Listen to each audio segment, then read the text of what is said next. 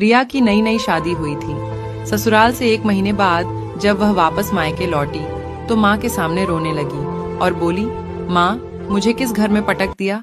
वहाँ तो मेरी कोई इज्जत ही नहीं है। सारा दिन नौकरानी की तरह रसोई में खड़ी रहती हूँ। सास ससुर की रोटी पकाना, ननद और 2 छोटे देवर की रोटियां पकाना, आए दिन सासू माँ के रिश्तेदार आते रहते हैं, उनको नाश्ता कराना, आराम ही नहीं मिलता। जिंदगी नरक सी बन गई है।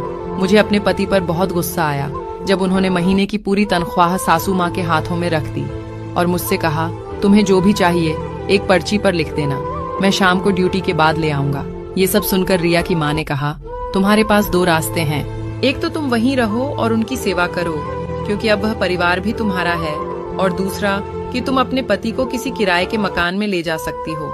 वहाँ तुम्हें किसी का खाना नहीं बनाना पड़ेगा, किसी के कपड़े नहीं धोने पड़ेंगे, पूरी तनख्वाह तुम्हें मिलेगी। लेकिन एक बात याद रखना, जब तुम्हारा कोई बेटा होगा तुम्हारी भी बहू आएगी। उस वक्त तुम भी यही चाहोगी कि मेरा बेटा बहू मेरे साथ रहे, मेरे पोते मेरे साथ खेलें, प्यास लगने पर पानी लेकर आएं, खाना बन जाने पर बुलाने आए कि दादी आओ सब साथ खाएं।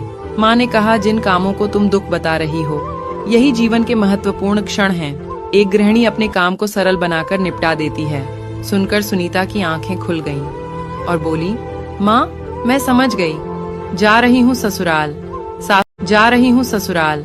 सासू माँ को घुटने की दवाई भी देनी है। सही कहा है किसी ने, एक लड़की का घर बसाने और बर्बाद करने में लड़की की माँ का सबसे बड़ा रोल होता है। अगर लड़की की माँ समझदार होती है तो उसकी बेटी सही कहा है किसी ने, एक लड़की का घर बसाने और बर्बाद करने में लड़की की माँ का सबसे बड़ा रोल होता है। अगर लड़की की माँ समझदार होती है तो उसकी बेटी का घर बस जाता है, अगर ना समझ होती है उसका बर्बाद कर